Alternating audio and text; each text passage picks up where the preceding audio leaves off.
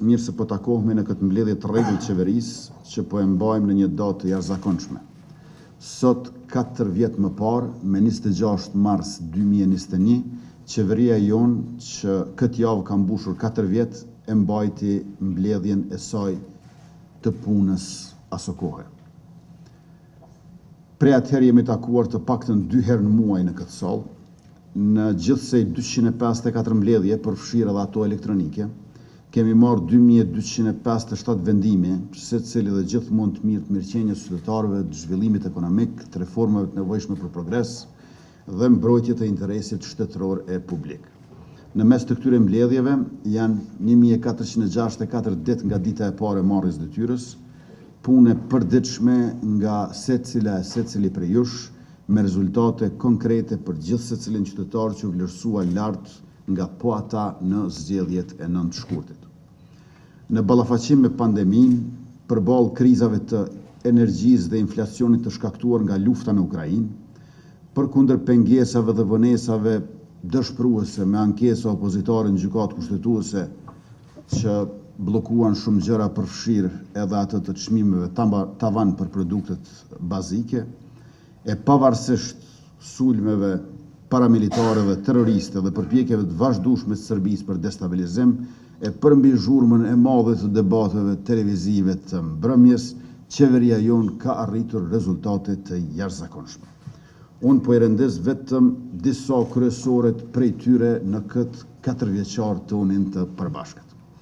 Liberalizimi i vizave nga Bashkimi Evropian, Tajlanda, Emiratet e Bashkuara Arabe dhe Tajvani dhe njohja e pasaportës të Republikës Kosovës nga 2 shtete mosnjose, Spanja dhe Armenia. Me neve edhe lëvizim pa viza në Evropë, edhe nuk lëviz kufiri në veri. Mëtej, në Komitetet e Marrëveshjes Tregtisë Lirë të Evropës Qendrore apo CEFTA-s, Republika jonë prej tetorit vitit 2024, për herë të parë përfaqësohet nga institucionet tona e jo nga UNMIK-u.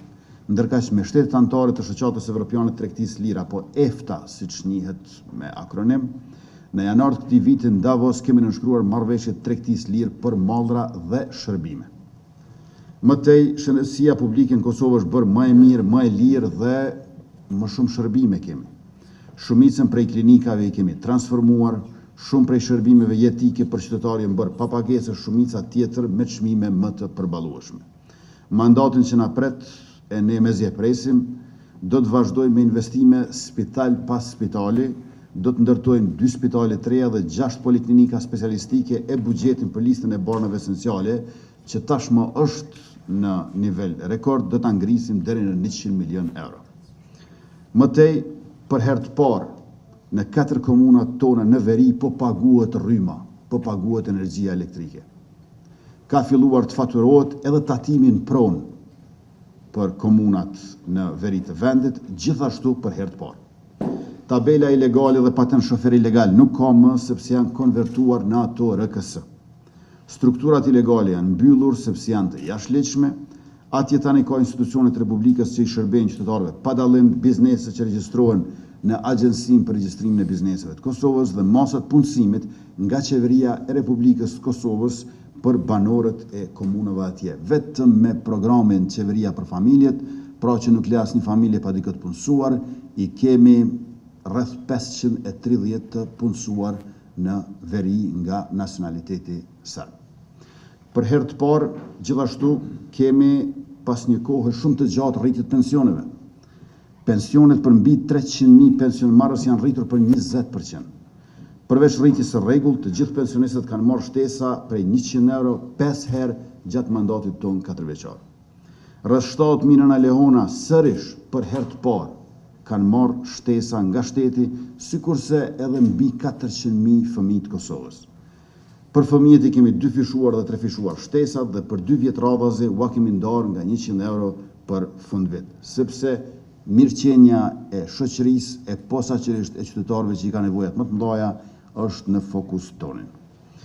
3 herë kemi rritur pagën në sektorin publik, kurse pagën minimale në sektorin privat 2 herë, nga 130 euro, 170 euro sa e kemi gjetë, në 265 euro dhe nga 265 euro në 350 euro. Mandatin tjetër do të arrisim përsëri mbi 500 euro. Varfëria është ullur nga 25.5% në vitin 2021, kur ne e morëm qeverisjen, në 19.2% në vitin 2024, sipas Bankës Botërore. Papunësia është ullur nga më shumë se 25% në më pak se 11%. Që të dyja po e ndjekin trendin e rënjes.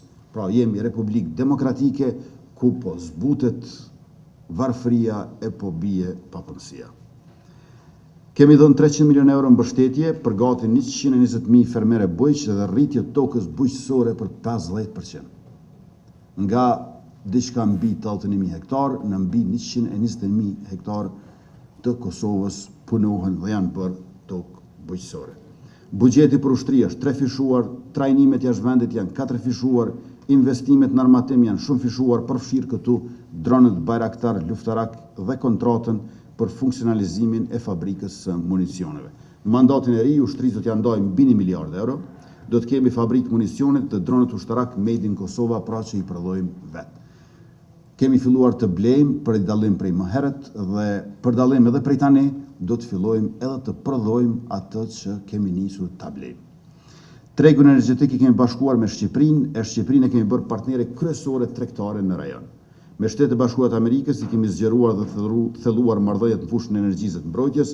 Grantin më të madh ndonjëherë nga SHBA e ka fituar qeveria jonë në vlerë prej $202 milion për sistemin e baterive të energjisë elektrike. Nga bashkëpunimi në fushën e mbrojtjes me SHBA, kemi blerë sistemin raketor antitank Javelin dhe do të blejmë edhe helikopter Black Hawk apo skifter Zi, siç quhen në Shqip. Kurse javën e kaluar kemi bërë një hap jashtëzakonisht të rëndësishëm për sigurinë dhe paqen në rajon, duke nënshkruar deklaratën trepalshe në fushën e mbrojtjes me Republikën e Shqipërisë dhe Republikën e Kroacisë. Do të organizojmë ngjarjen më të madhe sportive në historitë vendit, lojrat mesdhetare 2030, për të cilën do të bëhen mbi 250 milion euro investime në infrastrukturë sportive. E veçanërisht me intensitet të lartë do të punohet në rregullimin e infrastrukturës futbollit, me 200 milion euro për mbi 20 stadiume anë mban vendit. Vendi ynë do të ketë infrastrukturën më të mirë të futbollit në rajon, duke përfshirë edhe stadiumin nacional. Të nderuar kolegë, Republika e Kosovës është e fortë dhe po bëhet çdo herë e më vitale. Zgjedhjet dhe referendumet e Serbisë nuk mbahen më në Kosovë siç bëheshin më përpara. 8 palë zgjedhjet të Serbisë dhe një referendum është mbajtur prej se kemi shpallë pavarësinë e para se të vishim ne në qeverisje. Prej kur kemi ardhur në qeverisje, as zgjedhje, as referendum. E mbani mend mirë që është në qershor të vitit 2020, vetëm 17 ditë pasi unë kam dalë nga zyra, janë mbajtur zgjedhjet lokale të Serbisë. Jo parlamentare, zgjedhjet lokale të Serbisë. Me 21 qershor 2020. Dhe prej se kemi marrë në detyrën, me 23 mars 2021, nuk ka më as zgjedhje të Serbisë, as referendume të Serbisë në Kosovë. Me vendosmërinë e ligjit, për herë të parë që nga pas lufta, kemi vënë qeverisje veriun e Kosovës, jemi përmirësuar për 31 vende në indeksin e perceptimit të korrupsionit të Transparency International, duke arritur kështu renditjen më të mirë dhe vlerësimin më të lartë ndonjëherë për vendin ton në këtë indeks. Sipas vlerësimeve të Fondit Monetar Ndërkombëtar, jemi një nga vendet me rritjen më të lartë në Evropë. Dhe si një rast i rrallë dhe i shquar, vendi ynë Kosova jon, pra nga shtet përfitues i Agjencisë Ndërkombëtare për Zhvillim Bankës Botërore, për më shumë se 15 vjet, tash tutje do të jetë në mesin e vendeve që kontribuojnë në këtë agjenci. Nuk jemi shtet që vetëm përfiton e konsumon, por edhe i tillë që prodhon e kontribon në organizmat ndërkombëtar ku marrin pjesë e ku jemi antar. Të nderuar antar të kabinetit, kolegë dhe bashkëpunëtor të dashur qytetarë, ju faleminderit për punën e madhe dhe angazhimin e pandërprerë dhe mbështetjen e vazhdueshme. Këto 4 vjet të mandatit ton ja kanë vlerëtur fort për Republikën ton dhe për qytetarët e Republikës. E të dashur qytetarë, në veçanti ju jam e ju jemi mirënjohës për besimin e dhënë, nuk ka nder e privilegj më të madh se t'ju shërbejmë juve, qytetarë të dashur të Republikës.